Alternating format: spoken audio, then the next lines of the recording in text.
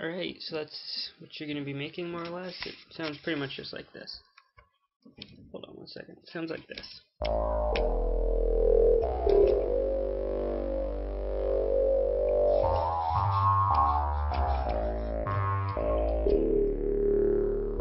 I don't know if you're interested. If not, then stop watching. You know, if you are, whatever.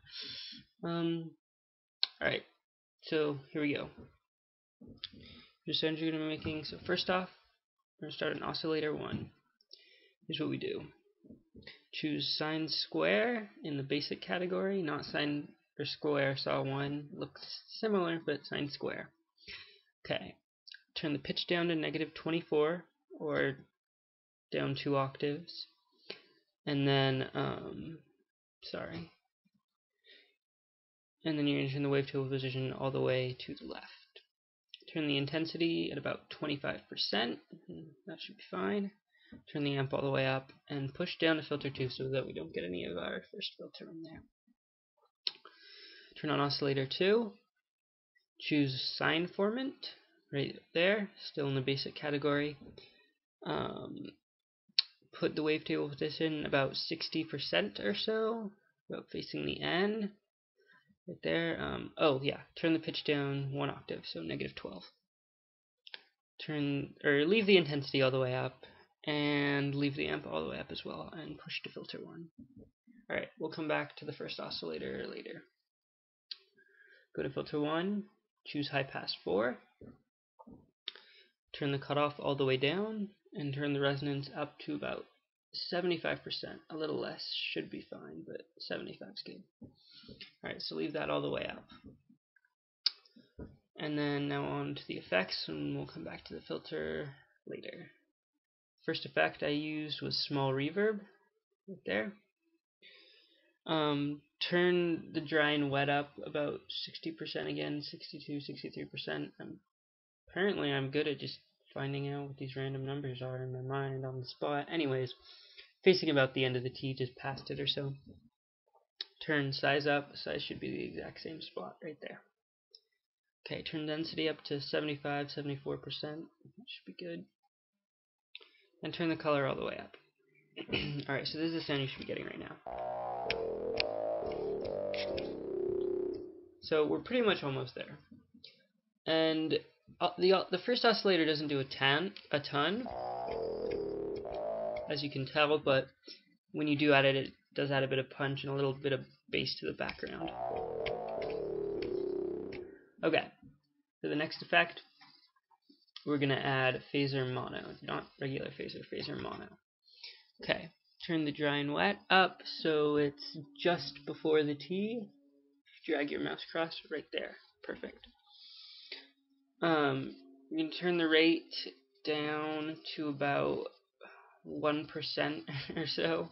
Somewhere around there, really, really small, because for what I wanted, at least, I didn't want the phaser to be going on throughout like this. You hear the wow wow. Kind of just want it to be going in and out. So, gotta find your spot. Right there. You can hear it going in and out. You can tell it's happening. It's good, but it's not too often. Okay. Feedback. Turn that down a bit to about the F. Should be good. Somewhere around there, about 40% or so. And then turn the depth up so it's right about there, almost 60%. Hitting the H.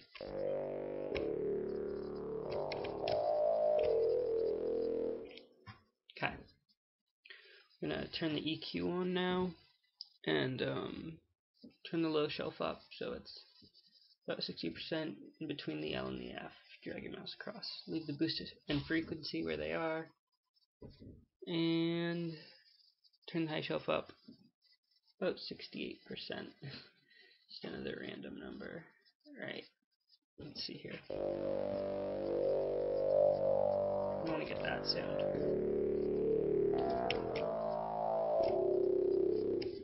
Alright, so that's it for those. Now we're going to go to 5 LFO. It's the first LFO, and this is what yours should look like right here. We're going to click sync right there. and put this down to 2. So drag this all the way up and move this over to about there. Should be fine. Somewhere around there. You can mess with it. Find what you like, but this is what I like. So you haven't put the LFO anywhere yet, so it shouldn't be doing anything, but click this right here. You should get the 5 right there, and drag it, drop it in the box. Click it and push up to about there. That should be good. And let's see here. Yeah, okay. So now when you use it,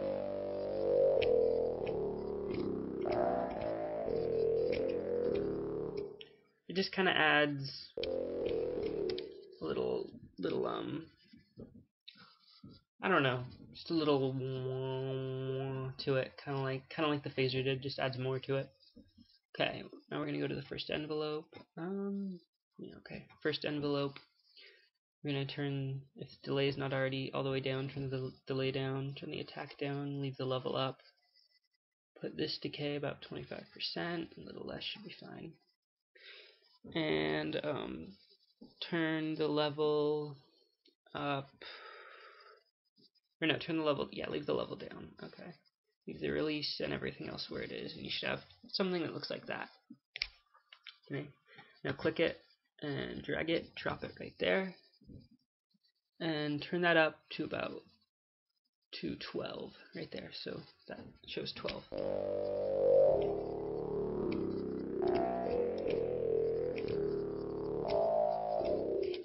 Alright.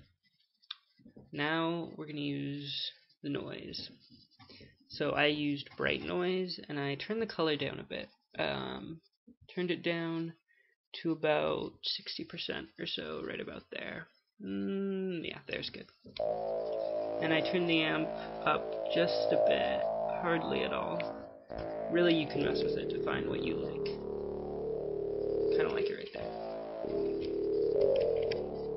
Kind of adds a dirty, kind of not so clean and clear feel. Alright, now turn the feedback on. And you don't want it on too much, but 43% should be good. Just another random number. Alright, yeah, no, around there.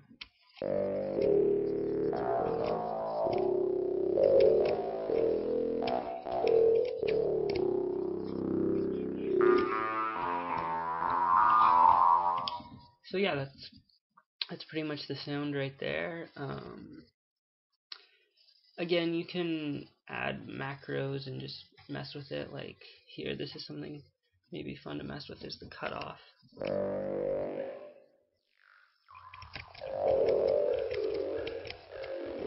And then if you add a macro to, can you add a macro there? Yeah, if you add a macro to the resonance,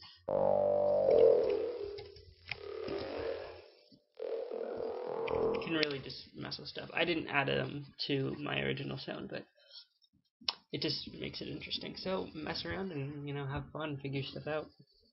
Alright, there you go.